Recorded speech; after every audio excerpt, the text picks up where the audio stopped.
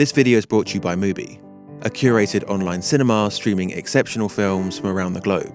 Get 1 month free at mubi.com/thediscardedimage. If you're interested in a more casual discussion about The Irishman, then make sure to check out our latest podcast, featuring myself and my co-writer/editor, Luís Azevedo.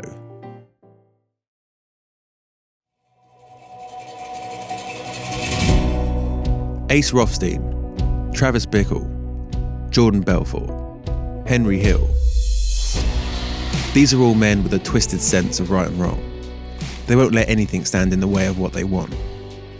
Scorsese's previous gangster movies were told with kinetic editing and cinematography to show you what attracts the characters to this brash, wild world before the inevitable comeuppance. After all, Scorsese once wanted to be a priest. This Irishman is cut from a similar cloth to those men, but his nature isn't quite the same. Frank Sheeran is a different kind of fella.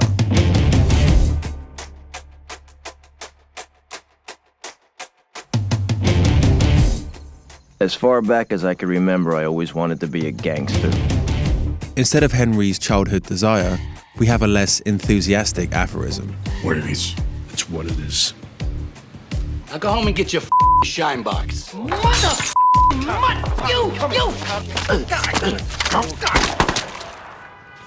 This hitman never kills people because of a personal slight. It's strictly business. Scorsese's gangsters are stuck in a wheel of money and status, but those don't seem to hold the same appeal to Frank. He doesn't fly as close to the sun as those other protagonists do.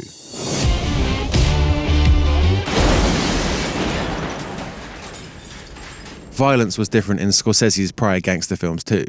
It was vicious.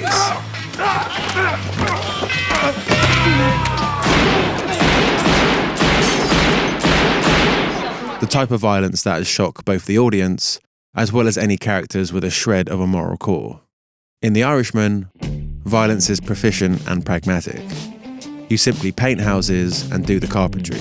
Typical blue-collar vocations.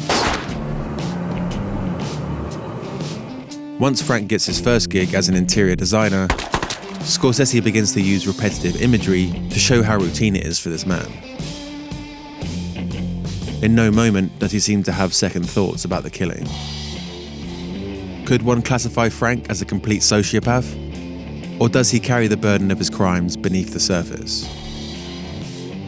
It's not the easiest question to answer, because as Jimmy Hoffa says to Frank, You never reveal how you feel, you know? That's what they tell them. but to get closer to the answer of who this Irishman is, there's a few places to look at, like Scorsese's editing. The only person who seems to truly know Frank, to the extent anyone can, is Russell Bufalino, a fellow killer. And the connection is mutual. When Crazy Joe insulted Russ, Frank dealt with it. Joe. What'd I say? No. What'd I say? Joe. When they sat down, the pair only had to share a look. That look meant a trip down under, and both of them knew it. And with just one cut, we, the audience, knew it too.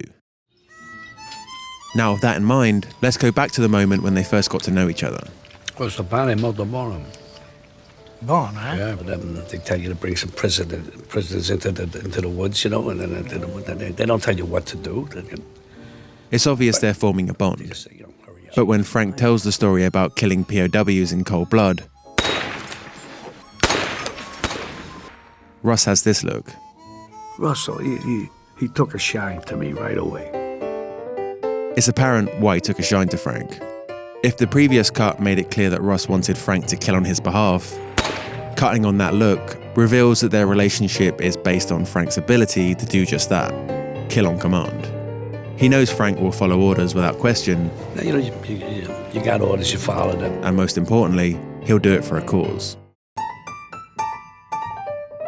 The killing vocation he developed in the war brings him another family in the mafia and yet another in Hoffa. I heard you paint houses. It also lures him into Hoffa's fight. Would you like to be a part of this history? Yes, I would. Whatever you need me to do, I'm available. Thought I was talking to General Patton.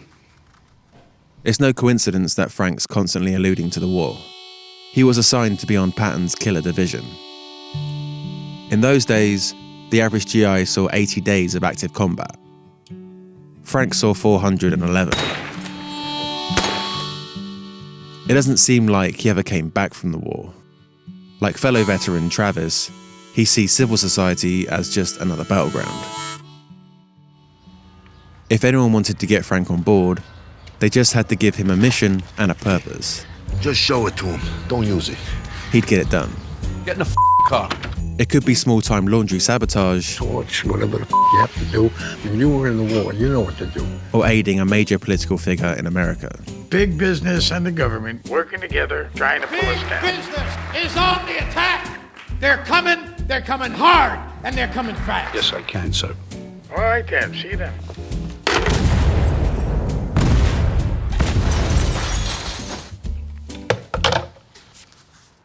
Frank's soul might not have been irrevocably lost in the war. Notice how he tells the POW story. Now, you got orders, you follow them. They tell you to bring some prisoners into the woods, and then He stammers. They don't tell you what. He seems shaken and possibly remorseful. Meeting Russ on this road put him on a path to destroy whatever was left of his goodness. He's the one that will lead him into moral bankruptcy. On a road to spiritual damnation. It's crazy, but I never understood how they would just keep digging. Frank doesn't understand his own choices any more than those men who followed orders straight to the grave. He does the same. His only choice is between the men he'll follow into war, Hoffa or Russ. There is genuine love for both. You can see it in this biblical Last Supper that mimics their first meal. Or in this embrace, where Frank holds on for a second too long. He's not incapable of sentiment, but there's no love without calculation. And so it is an honor for me to be here tonight to present this award to my dear friend, Mr. Frank Sheeran. On Frank's big night, he's honoured with a speech from Hoffa and a gold watch. And Russ gives him this ring, which is supposed to be a symbol of his power. In fact, it's a symbol of whose master Frank serves. And Frank's big night is anything but. His looks here are similar to those of his daughter Peggy. It's a reminder of how powerless they are to the violence that has to be committed, even if in Frank's case, it's by his own hand. So he carries out the deed, choosing Russ, choosing the mafia, choosing life, leaving his soul behind. Killing Hoffa ate away at him to the grave. Frank's grief is palpable in his confession to the priest.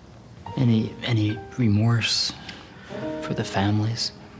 I didn't know the families. He claims it's all water under the dam. He doesn't put faces to the pain. Empathy requires work. And while being able to feel what someone else feels is an essential quality in civilian life, it's life-threatening in the mafia ranks, or in the war. So Frank's empathy is barely visible, but it's telling that he still can't forget Hoffa's murder. I didn't know them except one I knew. The nature of the film's structure demands that we move through history at a fast rate. Yet the killing of Hoffa is spread out across the whole film in more minute detail. This is a memoir after all. He remembers most vividly the day he killed his friend, and his own family in the process. It's the one day that truly got through to him. It was no more complicated than that. In comparison, he utters 4 words about his wife dying. Lung cancer. No surprise.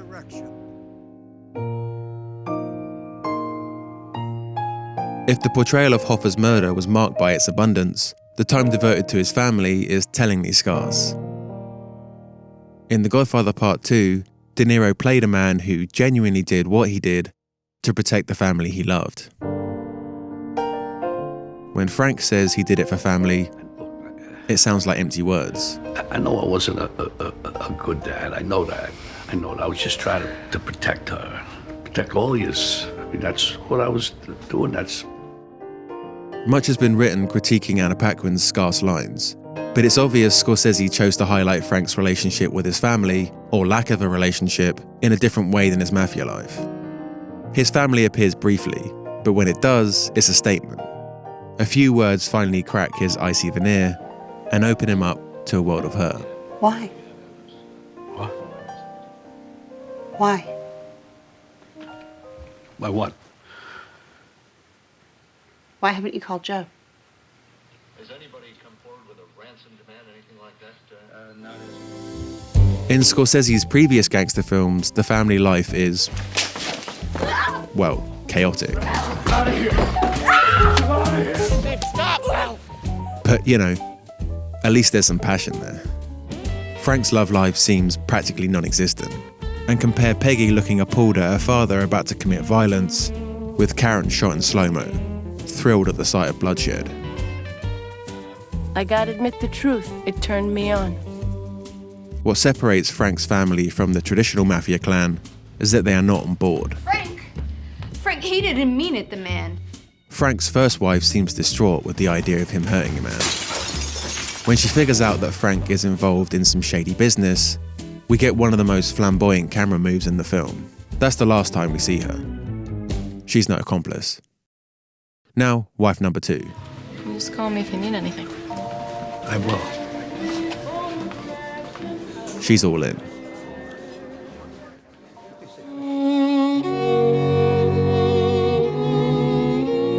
Church and family are the mafia gospel. So it's thou shalt kill and steal first, followed by the inevitable absolution from the good book. Frank doesn't live by that gospel, but he wants to die by it, looking for family and absolution in the end. But it's unclear if he does it out of love and faith, or practicality. After all, Frank has always been defined by his pragmatism. And at death's door, what else could he do to improve his prospects? The question is, does he truly repent? It's gonna be okay. It's gonna be okay. He's gonna be... What kind of a man makes a phone call like that? He does feel something for that phone call, but it sounds like it's more because he appeared weak than any compassion for the family. A family whose suffering he does nothing to appease. That's it. He's more loyal to the street code of ethics than a moral code of his own. Frank never owned his destiny. He was just a cog in the wheels of history. He followed orders and lived his life without making his own decisions. He's leaving it by making one final choice, the colour of his coffin. But does he truly own his final step towards oblivion? Or is Frank Sheeran picking green simply because he is...